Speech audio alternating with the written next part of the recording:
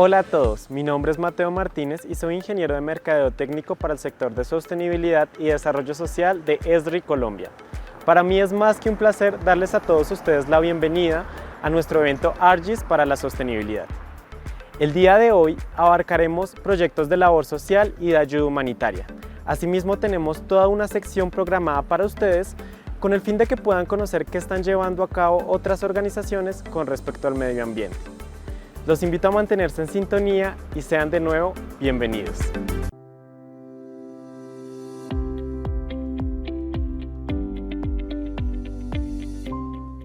Actualmente, el mundo en el que vivimos enfrenta grandes desafíos a nivel social, político, económico y por supuesto en el tema ambiental.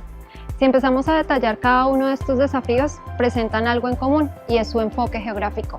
La geografía es la que nos permite comprender, analizar y trabajar hacia la resolución de algunos de estos problemas. Y creemos firmemente en nuestro papel para respaldar ese trabajo con la tecnología de los sistemas de información geográfico. ¿Sabía que ESRI tiene un programa especial para organizaciones sin fines de lucro que les permite obtener una mayor comprensión de estas situaciones complejas y tomar mejores decisiones? Soy Dina Montaño, hago parte del equipo de sostenibilidad y desarrollo social de ESRI Colombia, Ecuador y Panamá y hoy quiero contarles cómo hacer parte de esta comunidad. Paso 1.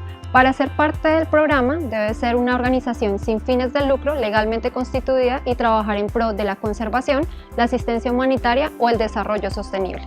Paso número 2. Cuéntenos sobre su misión, sus líneas de trabajo, sus proyectos y las comunidades con las que ustedes trabajan para darles las mejores opciones de implementación de tecnología SIG dentro de sus líneas de trabajo y en general en su organización. Y paso número 3, inicie con el acompañamiento del equipo técnico que ESRI le brinda. Haga parte de una de las comunidades más grandes a nivel mundial que optimiza sus recursos y tiene mayor aporte a la sociedad por medio de los sistemas de información geográfico. Únase a nuestro programa dando clic en el enlace de la descripción y trabajemos en conjunto para ser parte del cambio.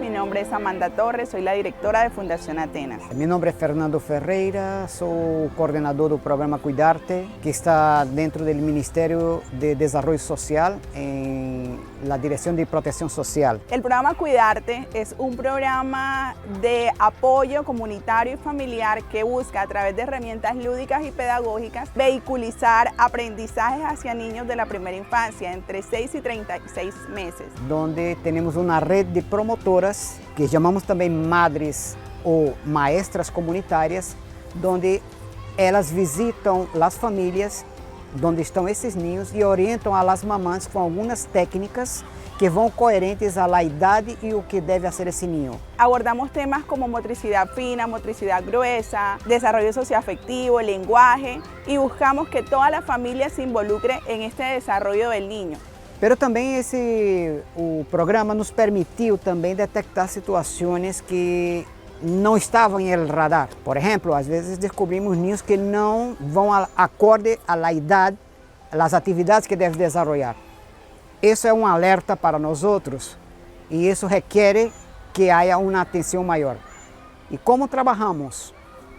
Esse programa é desenvolvido por organizações não governamentais para brindar esse serviço. Também dentro desse grupo há estimuladoras tempranas que são acionadas a chegar y analizar mejor esa situación. El programa Cuidarte tiene dentro de su modelo unos encuentros comunitarios trimestrales. En estos encuentros comunitarios vinculamos a toda la comunidad.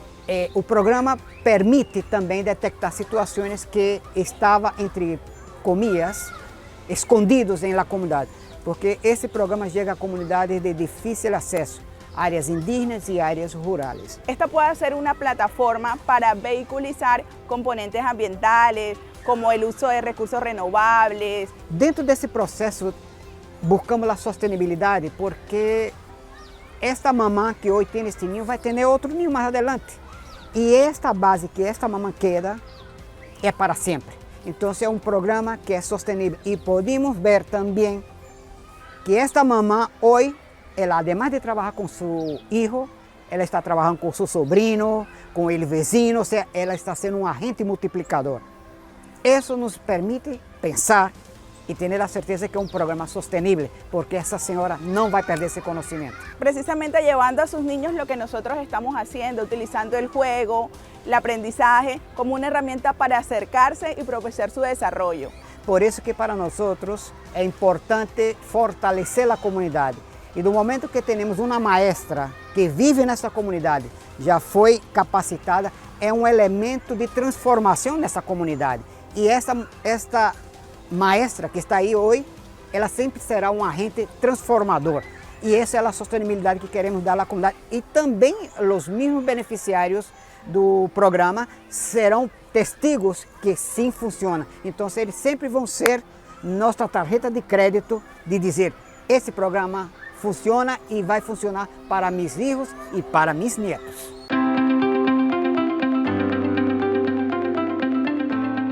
Bueno, nosotros la experiencia que tenemos con ESRI ahora es con el proyecto Alimento Una Vida. Alimento Una Vida cerró después de 15 meses de estarle dando alimento a 30.000 personas todos los meses, y se creó por el tema de la pandemia, y nosotros nos queríamos decir, wow, estas cifras de 6 millones de platos, tantos kilogramos de alimentos, ¿dónde quedaron? Porque está en un cuadro con todas las provincias, pero ¿a dónde están? Vamos a verlo. Entonces, poderlo ver en un mapa también daba mucha como te fortalecía, y además la parte de la transparencia, que es muy importante. O sea, nosotros queremos que las organizaciones sean muy transparentes en los productos que ofrecen y servicios que ofrecen.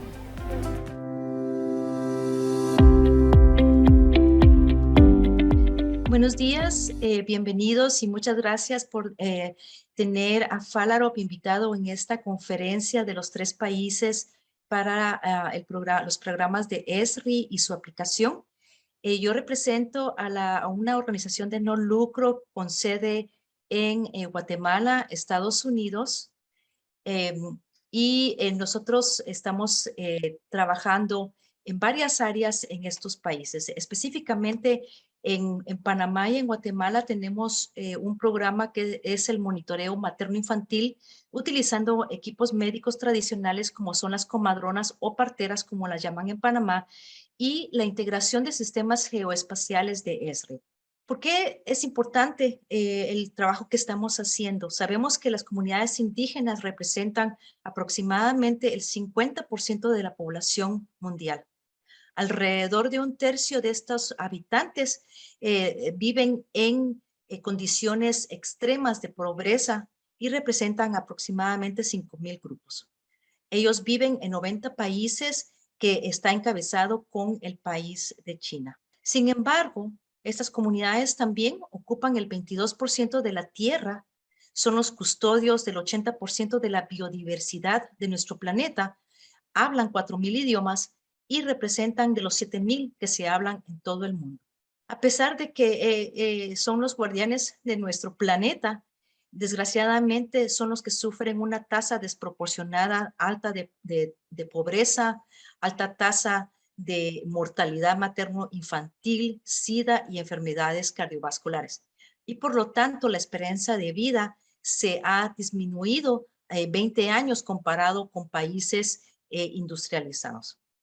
En los países que trabajamos, como ustedes ven en esta diapositiva, las condiciones de la vivienda y de vida son iguales, ¿verdad? Falta de educación, viviendas sin piso, muy pobres, en muy pobres condiciones. Y por lo tanto, a veces el acceso a servicios de salud no son accesibles, y muchas veces tienen que contar con médicos tradicionales o con madronas o parteras que atiendan los partos cuando las mujeres quedan embarazadas. Y por lo tanto, estos servicios tradicionales juegan un papel muy importante en los países.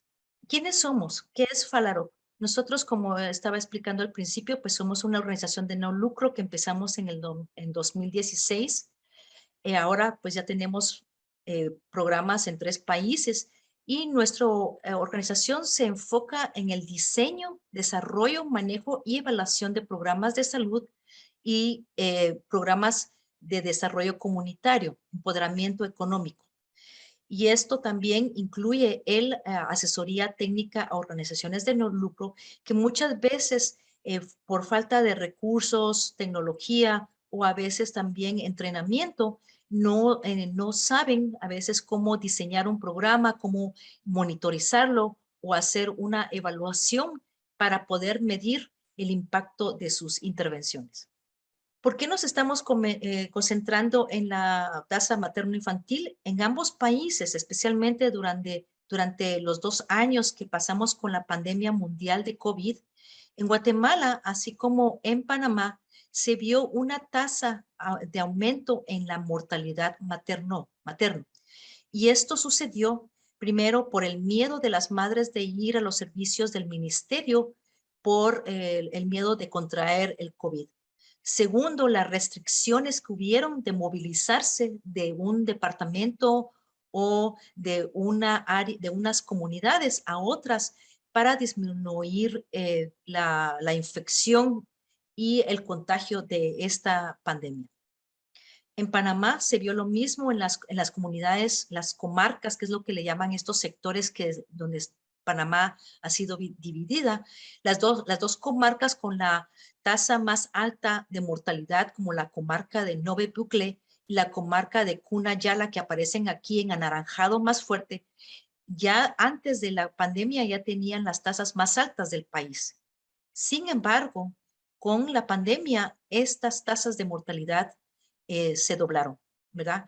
Y esto, pues, no solamente, pues, influye en las comunidades por la pérdida de miembros productivos de la sociedad, pero también en los servicios de salud que puedan ser disponibles para estas comunidades, ya que las mujeres que están en un proceso ya fatal, llegan a utilizar servicios más avanzados de medicina. O sea, estas mujeres llegan a la emergencia, tienen que ser hospitalizadas, utilizar servicios de intensivo, que son muy caros y muchas veces limitados en nuestros países.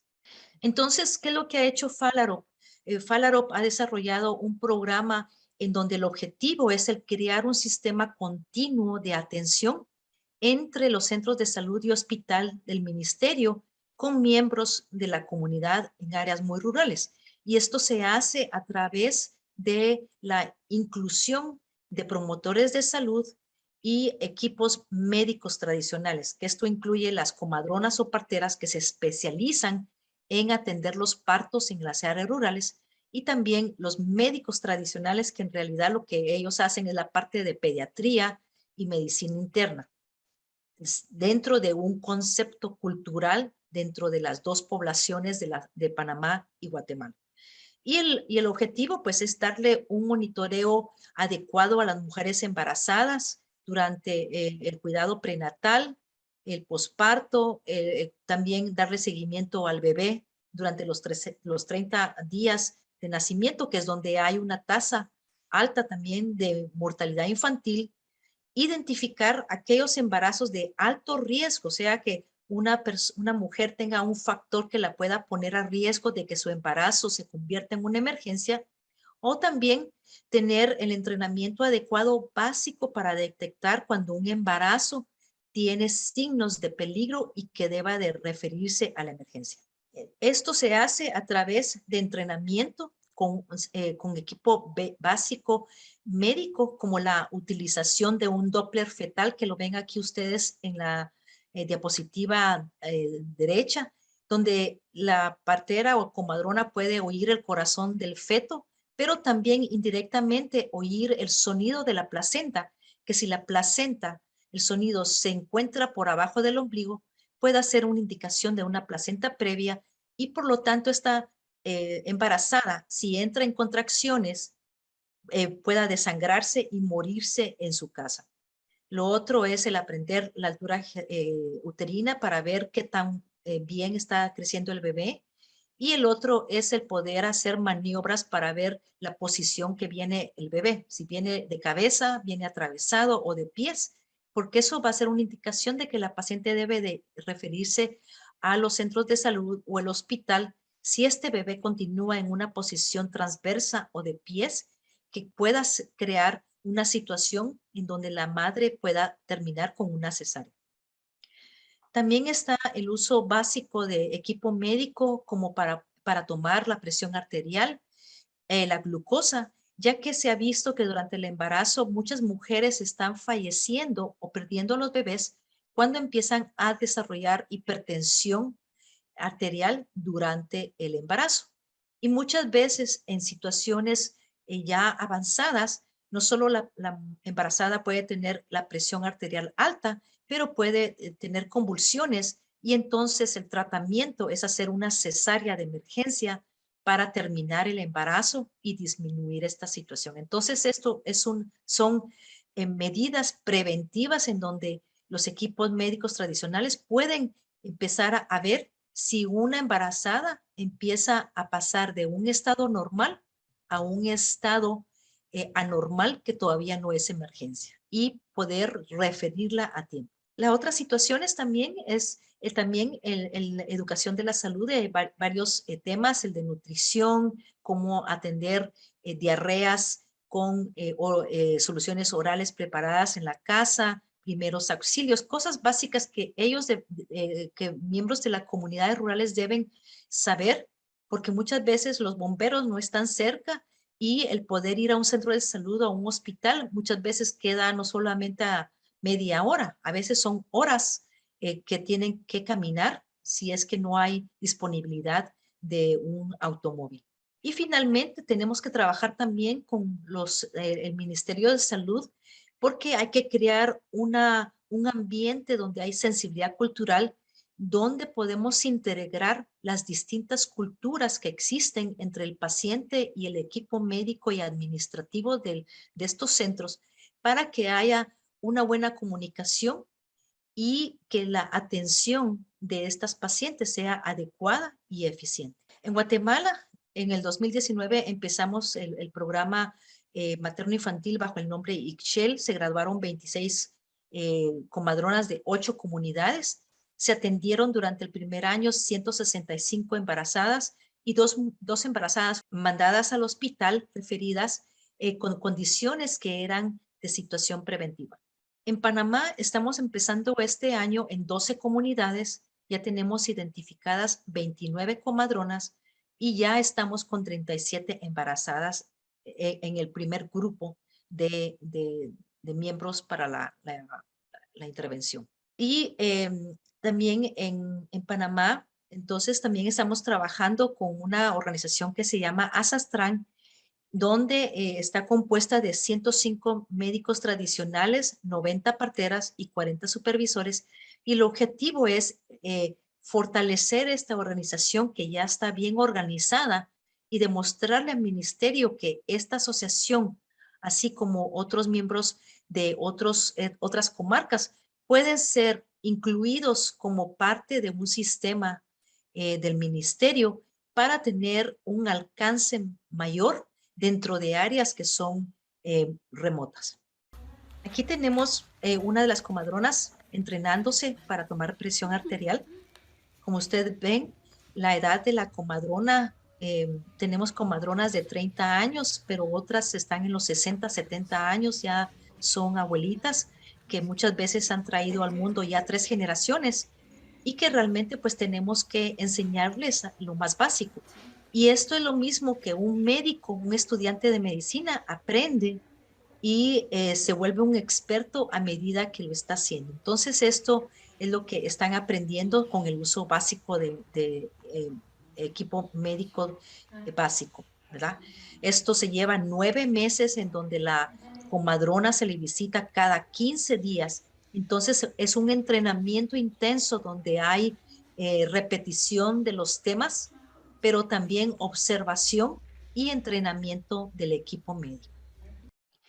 También una parte que es importante y que muchas veces no todas las organizaciones tienen la dicha de poder hacer esto y muchas veces a veces no pueden obtener el financiamiento para sus programas, es el tener un componente de evaluación robusto que puedan medir el impacto de sus intervenciones y mapear las comunidades, ya que esto nos facilita el poder ver donde hay grupos de riesgo, estratificar nuestra población, que también nos ayuda a mandar el equipo necesario y los recursos que se necesita. Si hay una población que tiene una tasa de mortalidad baja y otra es más alta, entonces esto nos da también para los gobiernos y entidades que tienen que movilizar recursos, dónde poner su dinero y sus recursos, ya sea de personal o de equipo, donde es más necesario.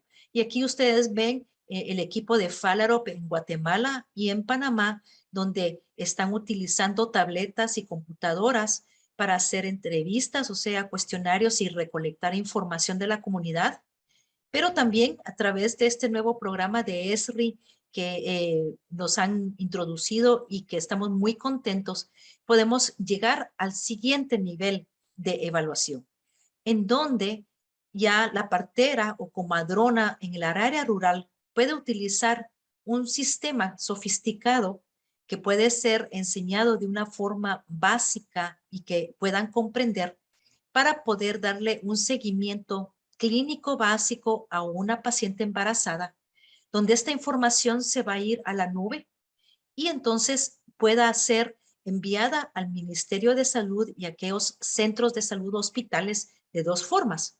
Una es el poder obtener un tablero donde se sumariza todos los indicadores que se están colectando en el campo. Esto es muy importante porque muchas veces nuestros países utilizan el equipo y todo se está colectando a mano, a papel, lo cual puede llevar un error, ¿verdad?, en la transcripción de los datos, pero también es recurso humano y también papel, ¿verdad?, que muchas veces el tiempo de este equipo o de este recurso humano en los hospitales se pueda utilizar directamente para el cuidado de los pacientes.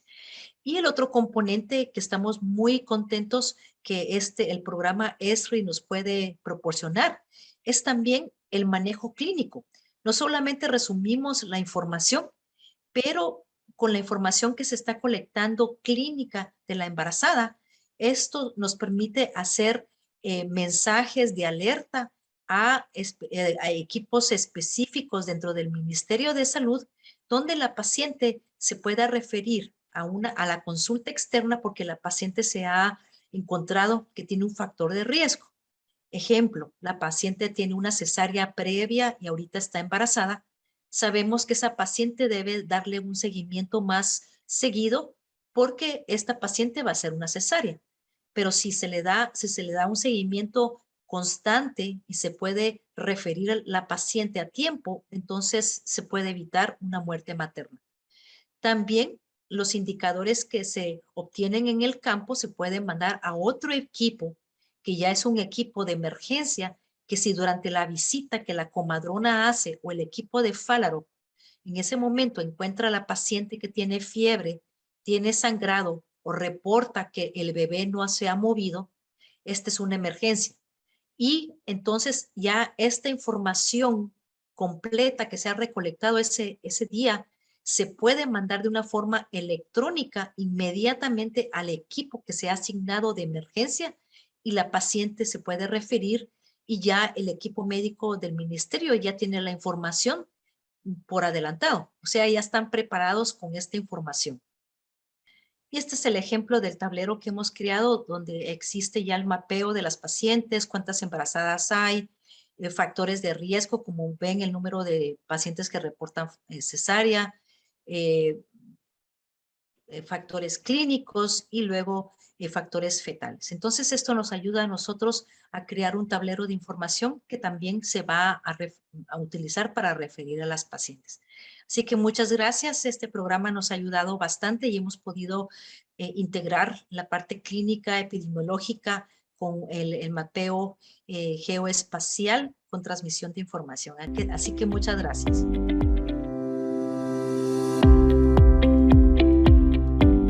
Hola, mi nombre es Didier Alvarado, soy el asistente de gestión de información del Servicio de Acción contra Minas de las Naciones Unidas en Colombia. En esta ocasión vengo a hablarles sobre la metodología que hemos diseñado en UNMAS para la medición de impactos socioeconómicos de las actividades de desminado en el país.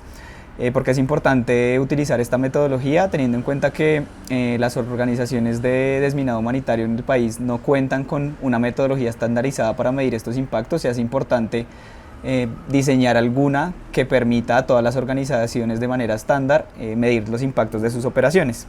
Esta metodología la realizamos con el apoyo de dos organizaciones de desminado humanitario, como lo es la Campaña Colombiana contra Minas y Humanicemos DH, y pues con el apoyo de la Oficina del Alto Comisionado para la Paz.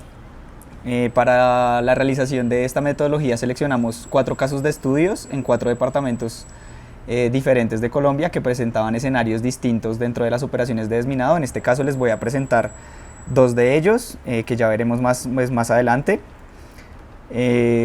Para la medición de nuestros impactos determinamos 3 momentos de medición de las variables que queríamos y que consideramos importantes medir. Entonces medimos antes del inicio de las operaciones de desminado toda la información que se recolectaba durante el trabajo que realizan las organizaciones en territorio y recolectan información durante sus operaciones, y después de terminada la tarea y cuando ya se ha regresado la tierra liberada de contaminación por restos explosivos de guerra a las comunidades. Para el desarrollo de este proyecto surtimos 3 pasos de nuestra metodología. La primera era pues recoger la información que nos permitiera eficazmente medir los impactos en los 3 momentos de medición. Para esto utilizamos información geográfica de la cartografía base de las zonas que se priorizaron, utilizamos la información de las operaciones de desminado que se realizaron en estos municipios y utilizamos también imágenes satelitales de alta definición que nos permitieran ver el cambio en los usos del suelo y otras características que nos favorecen con las imágenes satelitales. El segundo paso de la metodología era la sistematización de esta información y pues la verificación de la información con la que se contaba, verificar que la información era suficiente y cumplía unos parámetros mínimos de calidad que nos permitiera realizar la identificación de estos impactos en el tiempo. Y finalmente, cuando teníamos las bases de datos organizadas y toda la información validada, procedíamos a aplicar una matriz de evaluación de impactos en la que definimos 25 indicadores socioeconómicos que queríamos medir ayudados con la información que recolectamos de la información cartográfica, de las imágenes satelitales y de la información de las operaciones en los municipios que priorizamos. Estos son algunos de los indicadores que utilizamos para medir el impacto socioeconómico del desminado en estos municipios. Entonces algunos de ellos son nuevos asentamientos en zonas cercanas a donde se realizó desminado humanitario, la percepción de seguridad por parte de las personas que fueron beneficiarias de las operaciones de desminado humanitario, los cambios en el uso de la tierra, los usos productivos de estas tierras, el aumento de la conectividad vial, y pues también nos parece importante tener en cuenta si hay algunos actores o entes privados que después del paso de las actividades de desminado humanitario y de que la tierra ha sido liberada estén interesadas en realizar inversiones o promover proyectos productivos dentro de los territorios libres de sospecha de artefactos explosivos. Para la aplicación de la medición de los impactos, después de tener la matriz con los indicadores socioeconómicos que definimos, evaluamos cada uno de estos indicadores en una calificación que iba desde 0 hasta 1, siendo 0 el mayor impacto negativo, 0.5 esos lugares o esos indicadores donde el desminado humanitario no creaba ningún tipo de beneficio o no se identificaba ningún impacto positivo o negativo, y la calificación más alta positiva, que es un valor de 1 cuando el indicador se veía positivamente afectado por las actividades de desminado humanitario. Les voy a hablar un poco de Algeciras, en el departamento del Huila. Este es un municipio que estuvo asignado a la Campaña Colombiana contra Minas. Esta organización inició operaciones en el año 2017 y terminó sus operaciones en el año 2020.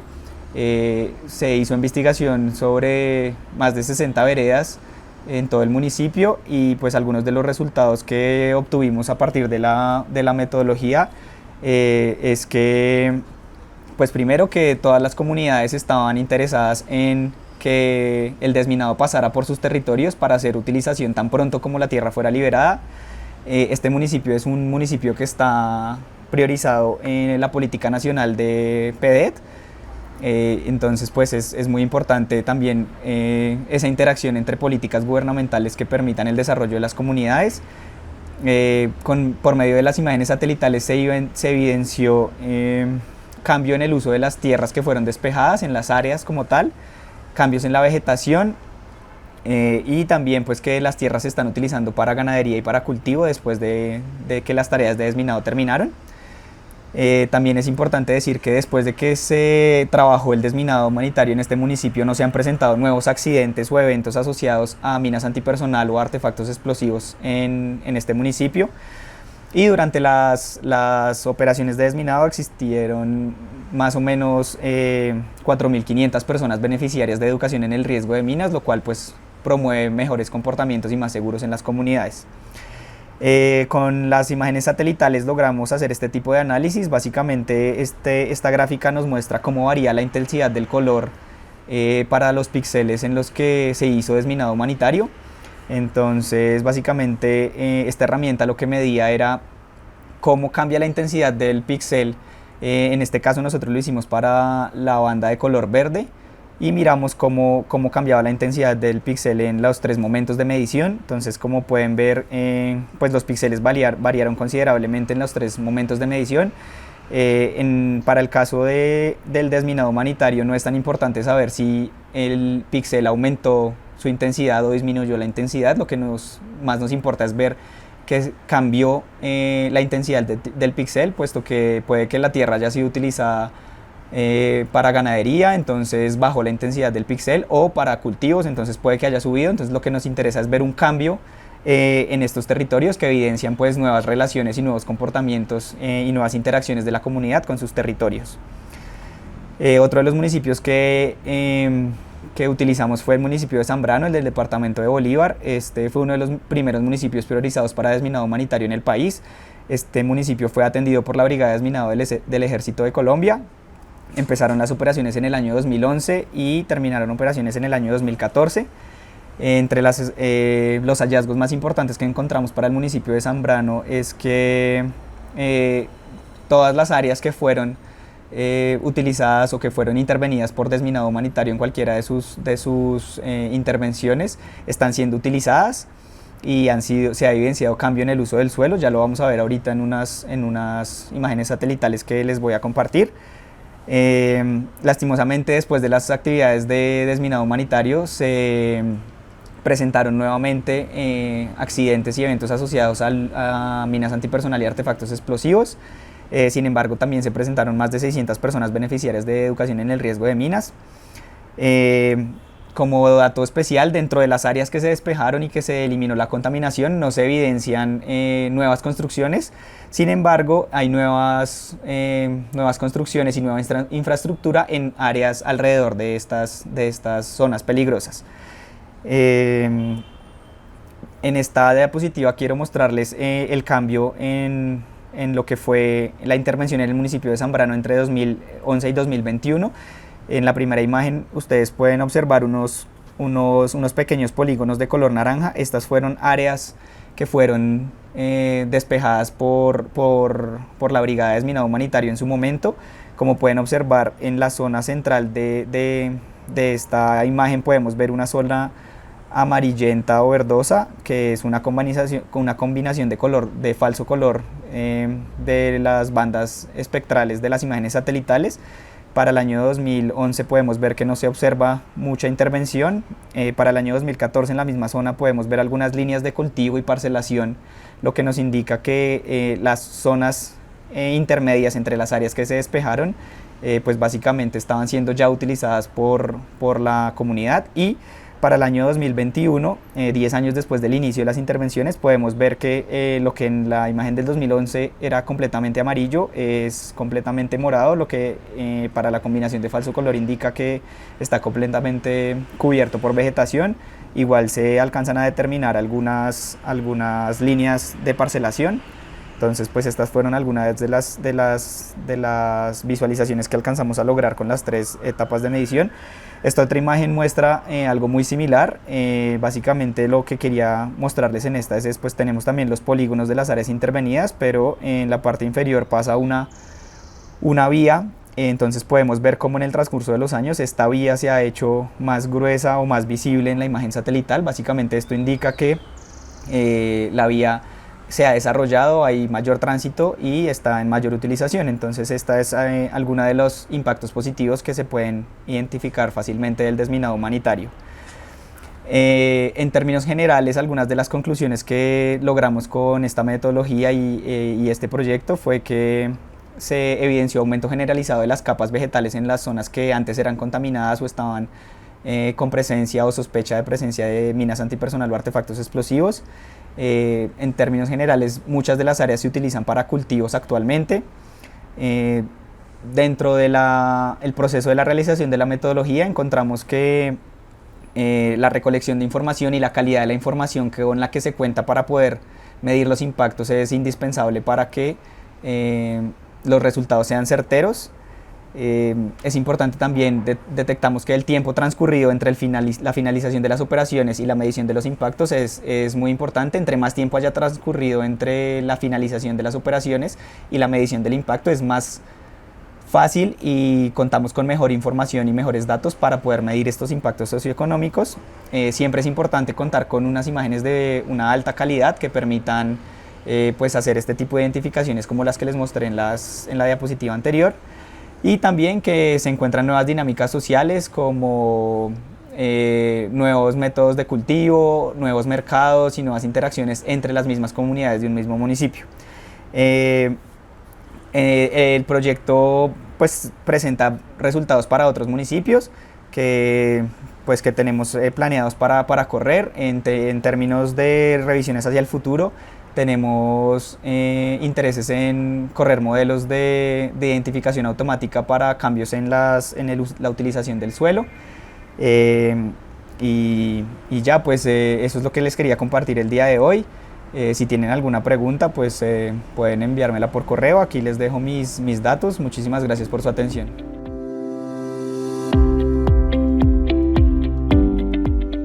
Mucho gusto, gracias por la invitación a este evento. Mi nombre es Paola Maldonado, soy geógrafa de la Fundación Aldea, la Fundación Asociación Latinoamericana para el Desarrollo Alternativo, con sede en Ecuador. Muchas gracias por la invitación. Nosotras queremos compartir el trabajo que venimos haciendo desde Fundación Aldea, donde tenemos un énfasis cada vez más fuerte en temas de territorio, en temas de género y en temas de defensa de derechos. En este trabajo que Fundación Aldea busca construir o aportar a la construcción de estrategias colectivas para el ejercicio de los derechos, en este trabajo ha sido fundamental y digamos una herramienta muy importante el trabajar con sistemas de información geográfica, el análisis espacial, el monitoreo territorial, la cartografía social son para nosotras herramientas muy importantes de nuestro trabajo y nos hemos vuelto usuarias de las herramientas que provee ESRI. Fundación Aldea empezó con uno de los proyectos más emblemáticos o una de las iniciativas más emblemáticas porque ha iniciado como un trabajo voluntario en el 2017 con el mapeo y monitoreo de los feminicidios en el Ecuador. Realmente nos golpeaba mucho la situación de violencia extrema contra las mujeres, contra las niñas, que cada día se venía reportando por los medios de comunicación y que se informaba, digamos, sin tener más herramientas que permitan comprender este fenómeno en el caso del territorio ecuatoriano. Empezamos desde el 2017 tejiendo una red con organizaciones de mujeres en el país, organizaciones vinculadas también a servicios de atención a mujeres sobrevivientes de casos de violencia, con quienes hemos ido reportando cada vez más y afinando herramientas para levantar esta información en cuanto ocurren estos fenómenos de violencia extrema contra mujeres y niñas, como son los femicidios o feminicidios en el caso ecuatoriano. Nosotras hemos venido usando herramientas y voy a mostrarles uno de los mapas, por ejemplo, que generamos. Hemos venido diseñando herramientas para recoger esta información desde los distintos territorios, construyendo variables que nos permitan tener un entendimiento cada vez más integral de lo que ocurre y de cómo se expresa este fenómeno en el espacio. Les comentaba que desde el 2017 venimos haciendo este monitoreo que se ha constituido en una herramienta de visibilización y de denuncia para exigir que cada vez más se implementen políticas públicas que erradiquen la violencia contra las mujeres, que corten de raíz estas expresiones de subordinación, de dominio hacia el cuerpo de las mujeres, y que además no es solamente un fenómeno en el Ecuador, sino que es un fenómeno en toda Latinoamérica. Como les decía, este es uno de los mapas que nosotras generamos, donde se hacen distintos cruces de variables a través de formularios de levantamiento de información, luego de herramientas de procesamiento y análisis espacial. Ahora estamos generando información a mucho más nivel de detalle, ya no solamente provincial, sino cantonal, parroquial e incluso más detallado, para que esa información sirva para justamente promover otro tipo de análisis de distintas perspectivas para que tanto la sociedad civil como las organizaciones de mujeres, como el Estado, tengan insumos y herramientas para ir generando cada vez, decíamos, nuevas formas de erradicación de la violencia. Eso por un lado queríamos compartir este procesamiento que nosotras hacemos. Pero así como venimos monitoreando y mapeando lo que ocurre con casos de violencia, también desde Fundación Aldea es para nosotras muy importante compartir aquellas situaciones en las cuales las mujeres están con su trabajo cada día sosteniendo la construcción de la vida. Y es por eso que hemos empezado, igual hace varios años ya, trabajando en esta iniciativa de la construcción del Atlas de las Mujeres Rurales.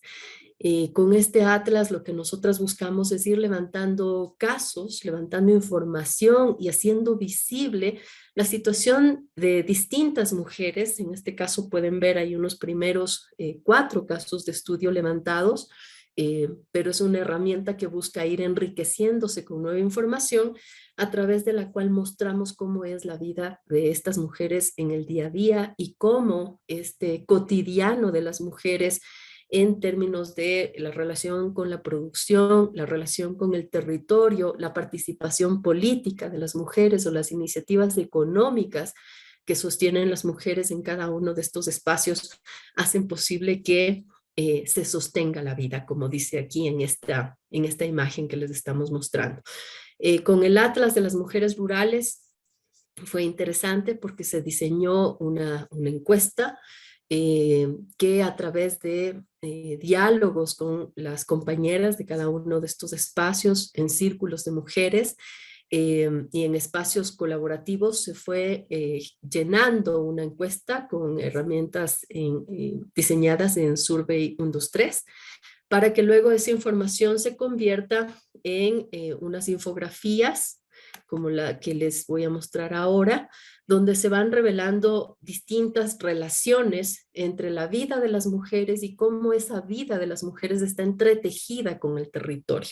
Y esa relación estrecha, ese vínculo estrecho entre cuerpo y territorio, entre aquello que ocurre en nuestro entorno, el entorno de cada una de cada uno de estos colectivos y de las organizaciones a quienes acompañamos, y de cómo eso atraviesa o se filtra también, ¿no es cierto?, en las condiciones de vida de las mujeres, de las niñas, de manera diferenciada. Por supuesto, son todos los habitantes de esos espacios quienes están marcados por lo que ocurre en el territorio, y además sus acciones van marcando también en esa relación dinámica entre la sociedad y la naturaleza, pero los impactos diferenciados en las mujeres y las niñas es necesario visibilizar.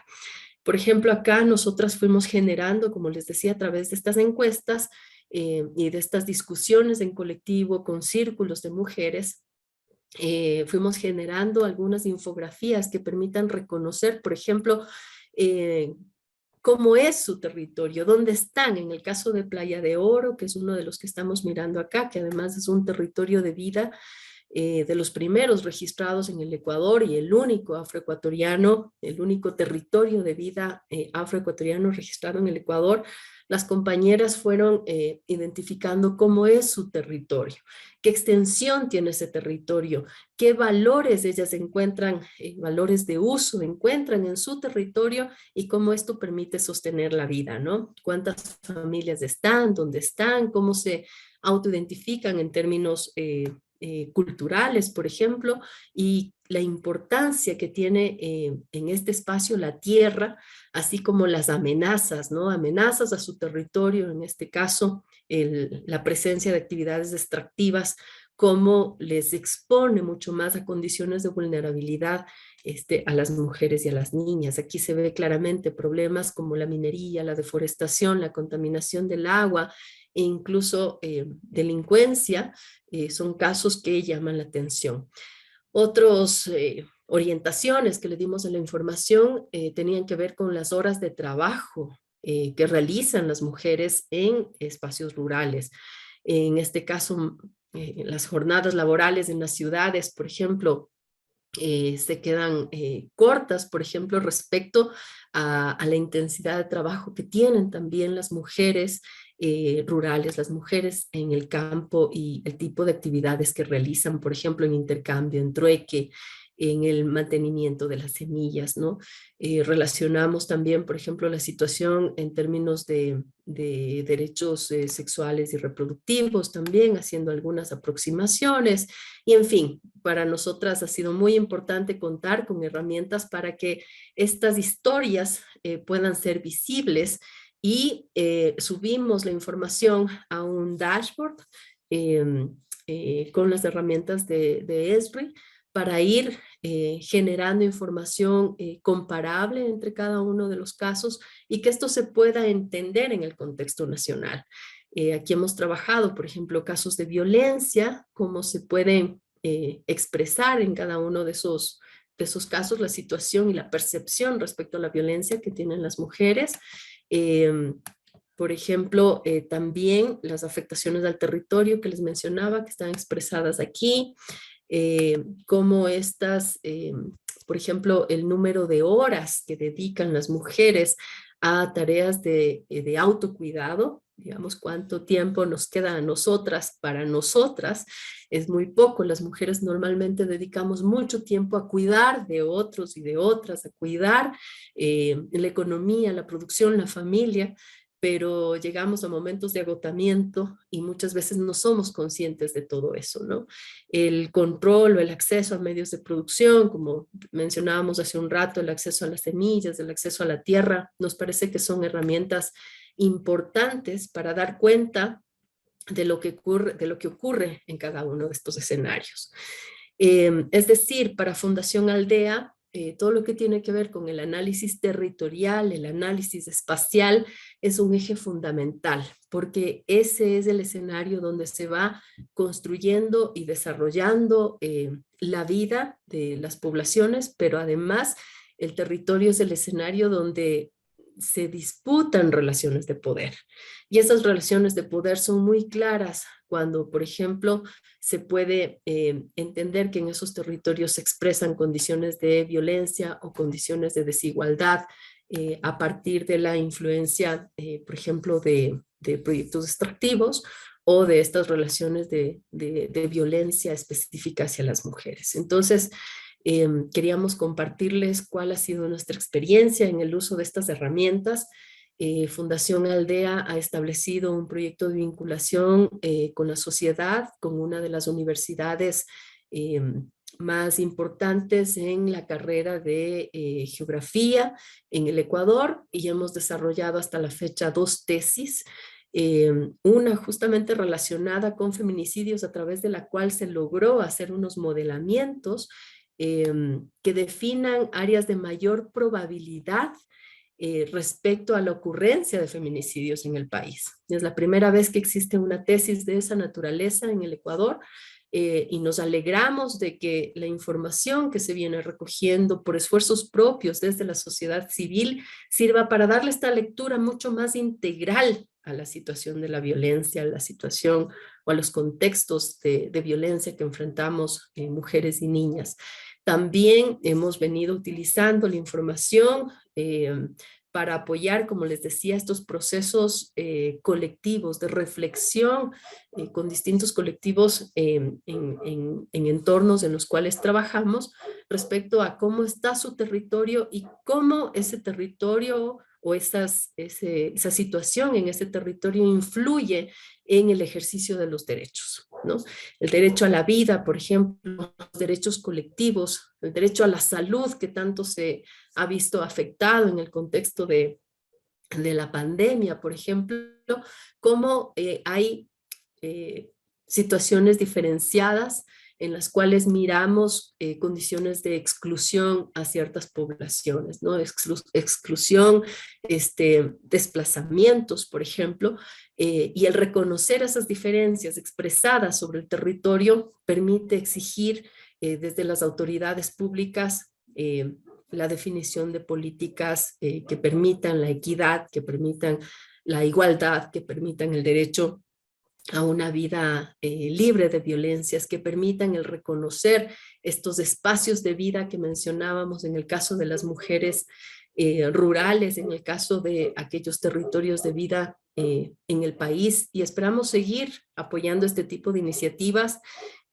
desde este tejido fuerte de sociedad civil para la defensa de los derechos, pero también en esta vía de un vínculo fuerte con la academia, para ir promoviendo cada vez innovaciones en la forma de abordar, entender, procesar la información espacial, información con perspectiva socioambiental, información con perspectiva intercultural, información con perspectiva de derechos, con perspectiva de género.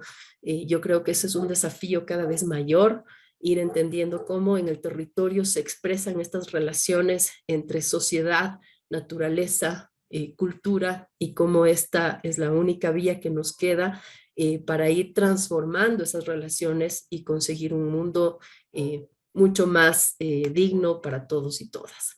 Esta es la experiencia que queríamos compartirles. Muchísimas gracias.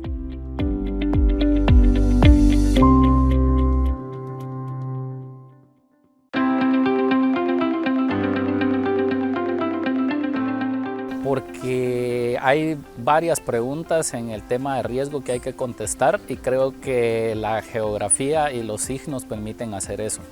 Para poder anticiparnos al riesgo tenemos que saber dónde, cuándo y qué pasó y qué va a poder pasar a futuro, y eso necesariamente es ubicarlo geográficamente.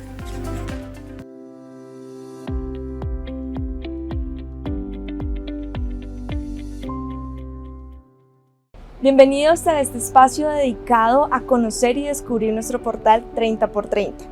Mi nombre es Florangi Rodríguez y quiero darles una idea de cómo aportar a la sostenibilidad por medio de nuestro portal 30x30. Nuestra falta de atención y cuidado al medio ambiente ha puesto en riesgo nuestro planeta. Es por ello que debemos trabajar y guiar todos nuestros esfuerzos en el presente, en construir un futuro más consciente, más sostenible. Sabemos que la preocupación por generar un cambio no es solo nuestra. Este despertar a valorar lo que nos rodea y ser conscientes ha generado la necesidad de crear proyectos en busca de la protección y conservación, contando con la participación de distintas organizaciones privadas, públicas, la academia y personas que crean comunidades para trabajar alrededor del mismo fin, el calentamiento global. Pero, ¿por qué 30x30? 30x30 hace referencia a la iniciativa 30x30, liderada por las Naciones Unidas y en donde se suman más de 100 organizaciones, entre ellas la National Geographic y ESRI. que quieren contribuir al cuidado de nuestro planeta por medio del ambicioso objetivo de proteger al menos el 30% de la superficie terrestre y marítima para el 2030. El portal 30x30 es una herramienta de participación y seguimiento a este ambicioso objetivo, que para poderlo alcanzar es primordial entender que existimos gracias a las conexiones que vienen de la naturaleza. Conexiones entre el río, su nacimiento en el páramo, el cantar de los pájaros en la mañana y el vaso de agua que bebemos en la mesa. Qué bueno sería que todos esos proyectos de diversos orígenes y todas las personas u organizaciones que están detrás de ellos tengan un sitio de encuentro común, un espacio para sumar proyectos, donde hasta la más pequeña área cuente y podamos seguir actividades de conservación y amenazas a nuestros ecosistemas, y poder responder a ¿cómo vamos? Bueno, precisamente ese es el objetivo del portal 30x30, tener en un mismo lugar datos, mapas e información de proyectos de áreas de conservación. Además, apoyar los nuevos proyectos creando alianzas entre los sectores y así llevar el seguimiento del objetivo. Y si quiero extender mi información sobre los proyectos de conservación que se están trabajando en el país, el portal también está pensado para eso. Allí usted podrá interactuar con las áreas protegidas de Colombia, Ecuador y Panamá, conocer también los proyectos de conservación y tener acceso a portales de datos abiertos.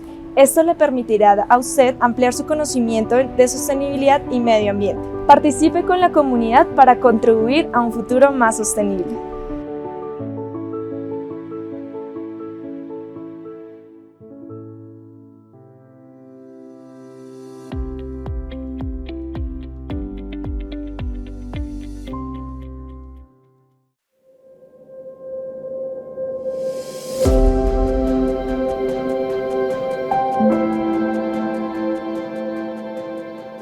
Diana Laguna es una geógrafa, docente, investigadora de la Universidad Tecnológica de Panamá, que actualmente tiene el puesto de viceministra de Ambiente de la República de Panamá.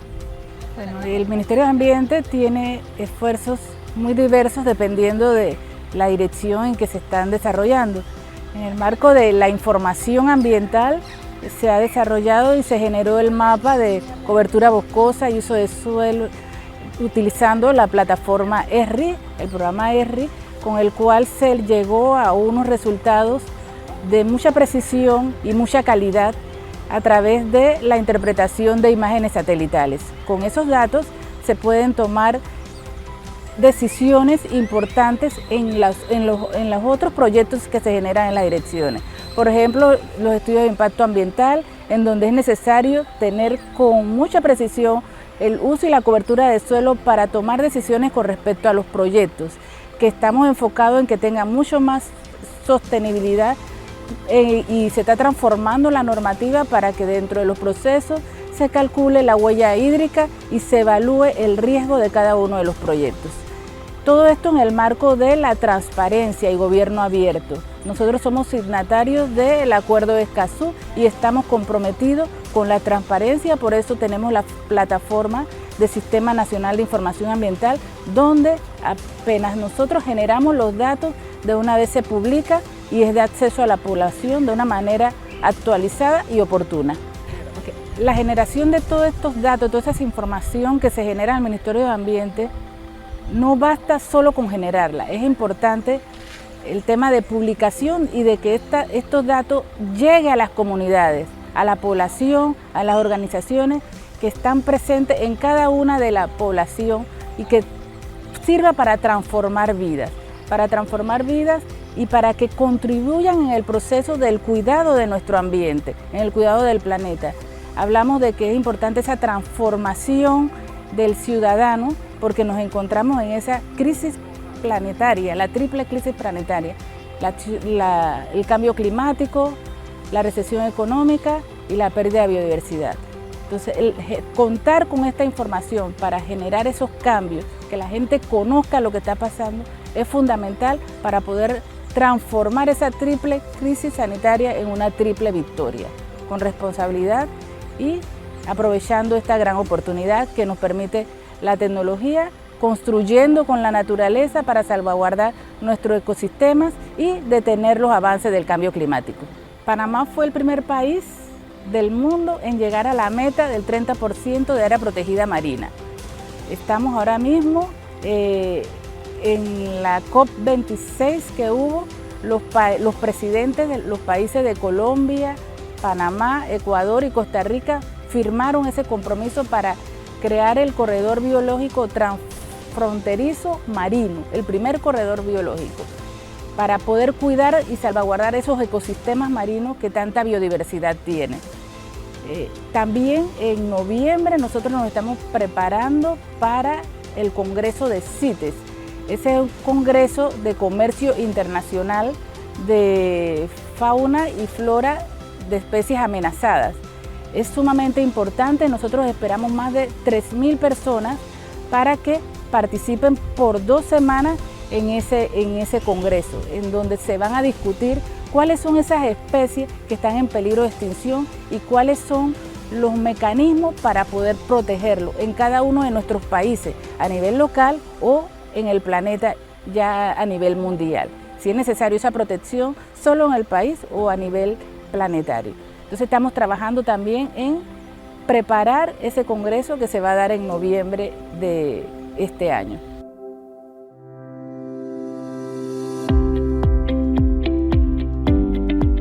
Hola a todos, me presento, mi nombre es Laura Pachón, soy ingeniera de mercadeo técnico para el sector de ONGs y en esta oportunidad vamos a ver una aplicación muy útil para trabajar en campo como lo es ArcGIS Field Maps.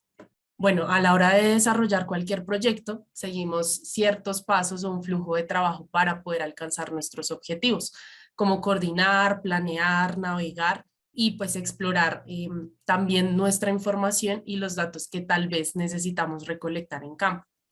Para este paso de la captura de la información, ArcGIS Field Maps es un gran aliado para poder ir a campo y recolectar la información que necesitamos.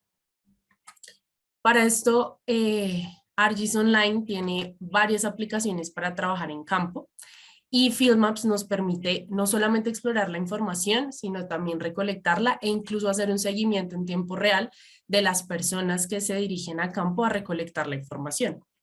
Entonces, Field Maps no solo nos permite capturar esa información, sino también a la hora de coordinar nuestro proyecto y de explorar la información a través del mapa, ya que ArcGIS Field Maps nos permite crear formularios inteligentes, pero su característica principal es que se basa a través de un mapa para poder hacer esa configuración del formulario. Nos permite recopilar y actualizar datos existentes, actualizarlos si ya pues, queremos modificar algo que ya hemos capturado. También hacer ese seguimiento de las ubicaciones, sobre todo el personal que se dirige a campo para tomar los datos. Y una característica muy importante y casi que obligatoria en todas las aplicaciones en campo es que se puede capturar la información sin estar conectados a internet. Entonces podemos dirigirnos a la zona, capturar la información, se guarda en el celular o bueno, el dispositivo móvil y cuando ya estemos nuevamente en una zona que tengamos acceso a internet, se sincroniza la información en la nube. ArcGIS Field Maps tiene 2 componentes principales, que es la configuración que se hace a través de la web y también la aplicación móvil, donde descargamos la encuesta que ya configuramos para ir a campo y recolectar la información. Bueno, ahora vamos a ver un ejemplo de cómo hacer esa configuración en la web. Y es que lo primero, y como les comentaba, la característica principal es que se basa en el mapa, la configuración de esa información geográfica para hacer el formulario inteligente. Entonces, digamos que acá ya tenemos configurado nuestro mapa con las capas que queremos que se muestre, pues que el personal en campo tenga cuando se dirige a campo. Y si observamos a detalle una capa, por ejemplo esta que ya tengo aquí abierta, vemos que en los datos se almacenan a través de diferentes atributos que contiene esa capa. Por ejemplo, y pues el ejemplo que vamos a desarrollar es la captura de la información de una siembra de árboles. tenemos diferentes atributos como nombre, identificación, tipo de persona, fecha, que podemos configurar manualmente o que de pronto ya tenemos almacenados en una capa de información que tenemos ya previamente. Luego de configurar la capa principal para la configuración de nuestro formulario inteligente, vamos a abrir ArcGIS Field Maps como tal.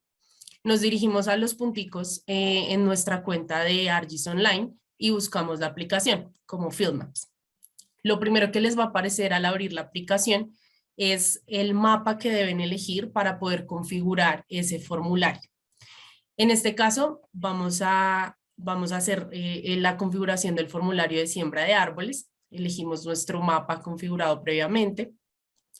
Podemos editar la información. Por ahora lo vamos a dejar predeterminado de este modo. Listo. Ahora en la parte de contenido podemos encontrar las capas que hemos configurado en nuestro mapa para poder hacer la generación del formulario. En este caso vamos a emplear la capa de siembra de árboles, donde les mostré los atributos que ya había configurado previamente para hacer las entradas del formulario. Podemos hacerlo de dos formas, o convertir, seleccionar esta opción de convertir el elemento emergente, que nos convierte todos los atributos de nuestra capa en entradas para nuestro formulario, o también podemos en este panel derecho, en la parte de campos, vamos a encontrar los campos que tiene nuestra tabla de atributos. Entonces podemos arrastrar cada uno. Si no queremos generar nuestro formulario con todos los campos, sino solo unos específicos, vamos a arrastrar los que necesitemos. Entonces, digamos que por ahora vamos a dejar estos tres, de nombre, identificación y tipo de persona. A la hora de seleccionar cada campo, por ejemplo, nombre, nos van a aparecer las propiedades de cada atributo. Por ejemplo, el nombre de la visualización, podemos cambiarlo, no necesariamente como así se guardó en la capa se debe dejar, sino pues lo pueden personalizar. Pueden dejarlo como texto de una sola línea o de pronto de multilínea, y también dejarlo como un campo requerido, es decir, que debe ser, digamos que diligenciado por la persona antes de pasar a la siguiente pregunta o como tal de enviar el formulario. Ese en cuanto, por ejemplo, las propiedades de formato. Ya vamos a ver las expresiones calculadas y visibilidad condicional que se le puede dar a otro campo. Por ejemplo, para este tipo de persona, que es una lista, en la parte de formato nos va a aparecer administrar lista y podemos agregar más opciones si así lo queremos. Si de pronto a la hora de configurar nuestra capa de datos pues se nos olvidó o pensamos en que puede ser útil otra opción, podemos agregarlo desde acá. Y también podemos darle una visibilidad condicional.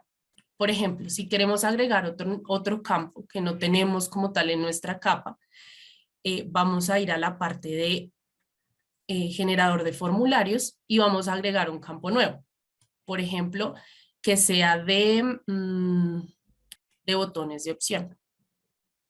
Le vamos a poner un nombre como tipo de empresa. ¿Para qué? Por ejemplo, este tipo de persona que las opciones que tiene es que sea natural o jurídica, vamos a darle una condición de visibilidad a este campo, y es que si, por ejemplo, el tipo de persona es jurídica, acá se me desplieguen las opciones que yo necesite. Pero solamente se va a desplegar este campo sí o sí. Antes yo en tipo de persona elijo que sea jurídica. Entonces podemos dejar tipo de empresa, le decimos que el tipo de campo va a ser de cadena de texto, le damos crear lista, por ejemplo, ONG y privada, le damos continuar para crear el campo, y en la parte de visibilidad condicional vamos a agregar una condición.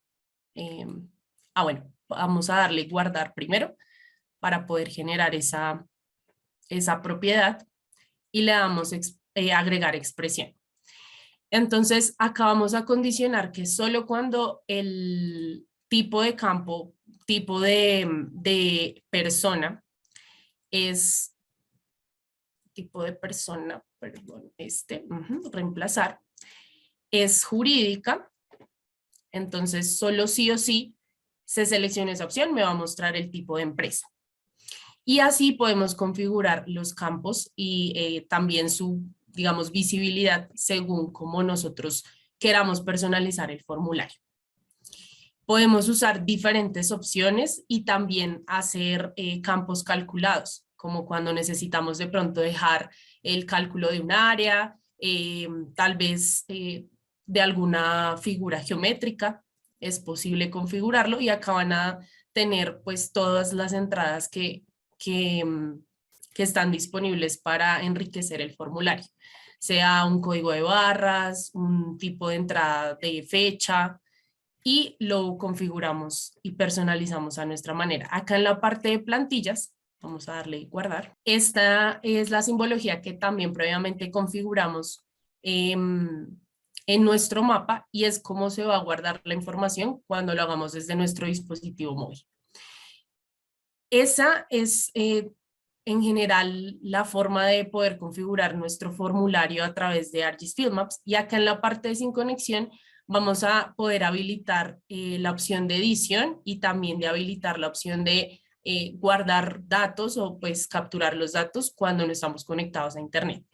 En este caso, si no estuviera habilitada esa opción de edición, acá les va a mostrar una advertencia en rojo donde los dirigirá o bueno, les dará una opción para arreglar este problema. Es solamente darle clic ahí y sencillamente ya se habilita la opción para poder hacer, digamos, la edición y que se guarden los datos cuando estamos en campo. Estas ya son otras configuraciones que los invito también a explorar para dejar aún más listo nuestro mapa y que pues también se habilitan según pues nuestras necesidades en el proyecto. Igual que en la configuración de la aplicación, por ejemplo, en la captura de datos, las acciones que se pueden hacer con las entidades o las entradas que ya dejamos en nuestro formulario y también algunas herramientas de mapa. Cuando ya lo tengan configurado y guardado, sencillamente en la aplicación móvil van a poder descargar ArcGIS Field Maps en su celular, en su tablet y ingresar sus credenciales con la cuenta donde tienen almacenado el mapa como tal, y allá solo es descargar el mapa y ya tendrán a la mano pues el formulario para poder trabajarlo en campo. Entonces los invito a que sigan explorando esta aplicación, en especial porque es muy útil para trabajos, diversos trabajos para recolectar información en campo, y hasta una próxima. Muchas gracias.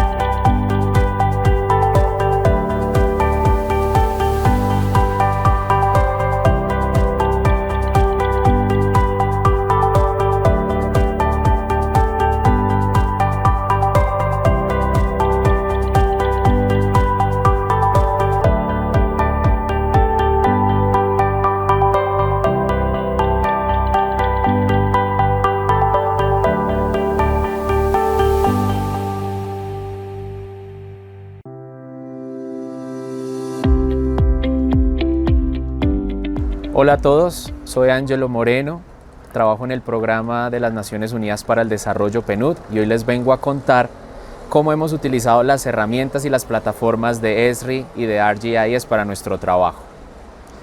Primero, quiero contarles una experiencia muy agradable que hemos tenido dentro de la organización, la cual ha sido consolidar o el poder consolidar nuestros datos con un enfoque espacial y geográfico.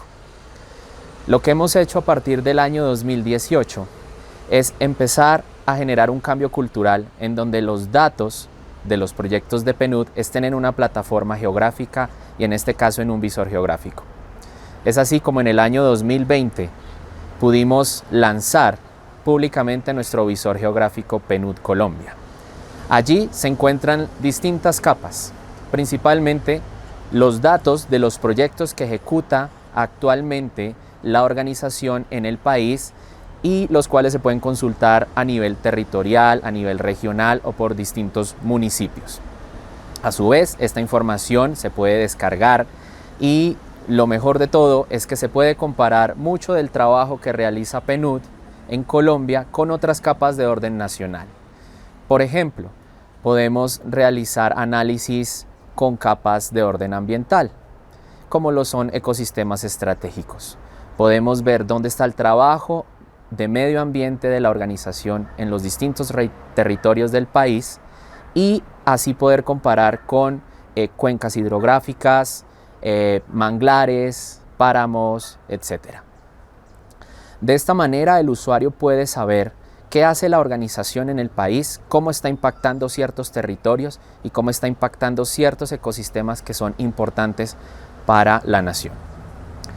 De igual manera, esta herramienta puede generar también comparaciones con imágenes satelitales que se pueden traer de distintos servicios de información y de esta manera el usuario puede generar sus mapas. Al interior de la organización ha sido una herramienta muy buena, la cual nos ha permitido generar muy buenos análisis para todo lo que hacemos en el país como PNUD. Otra historia que les vengo a contar hoy es algo muy bonito de lo que hicimos y pudimos apoyar con la tragedia y con lo que sucedió en la isla de Providencia a finales del año 2020, que fue impactada por el huracán Iota. En esos días, PNUD entra como una de las organizaciones a apoyar al gobierno nacional, específicamente en todo el tema de análisis y diagnóstico de la información y de daños de infraestructura en la isla. Es así como en diciembre de 2020 llegamos y pudimos utilizar dos herramientas importantes de Esri. Una, que en ese entonces era una herramienta muy reciente, recién lanzada, como lo fue File Maps. Esto nos sirvió mucho porque al no tener conectividad en la isla, pudimos trabajar con mapas offline, ubicar las zonas de mayor afectación y apoyar al gobierno nacional en este sentido. Posteriormente, cuando empezamos a recolectar información con estos mapas y los distintos formularios, empezamos a ubicar puntos en distintos mapas que nos sirvieron para priorizar y le sirvió al gobierno nacional para priorizar su atención en la isla de Providencia. Luego, con un sobrevuelo de imágenes con los drones, estas imágenes las pudimos colocar en distintas plataformas de Esri para ver el cambio temporal y el cambio que ha tenido la isla y la recuperación, no solamente en infraestructura, sino a nivel ambiental, cómo se ha recuperado su biodiversidad, sus montañas, cómo han cambiado de color, se ha visto una gran recuperación, y a nivel de zonas costeras también cómo ha sido la recuperación de la costa, de la biodiversidad marítima y demás. Es así como con estas herramientas y gracias a las plataformas y herramientas que Esri nos ha brindado, hemos podido llegar a muchos sitios, a actuar de manera precisa, de manera puntual y con el impacto y con las soluciones específicas que se necesitan en ese momento. Adicionalmente, contarles también que no solamente hemos utilizado Esri o ArcGIS para esto, sino que también lo usamos a nivel organizacional en muchos de los proyectos que hacemos, de las diferentes carteras y enfoques que el PNUD maneja, no solamente a nivel ambiental, sino en distintas carteras, como lo es la cartera de paz y justicia, la cartera de reducción de pobreza, el tema de gobernabilidad y a nivel interno como organización para todos los análisis pertinentes que necesitamos. Así que ha sido una gran experiencia trabajar con Esri Colombia y PNUD está pues muy agradecido siempre del soporte que le han brindado para todo lo que hemos necesitado.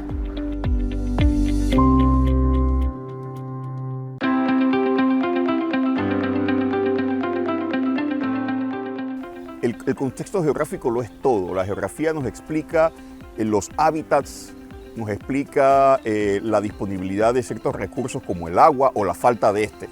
Bien, entonces entender cómo se conectan o cómo están ensambladas estas reservas naturales privadas en el paisaje nos permite hacer un uso más eficiente de nuestros recursos y focalizar los esfuerzos de conservación en áreas que sean claves para establecer, en este caso, corredores biológicos.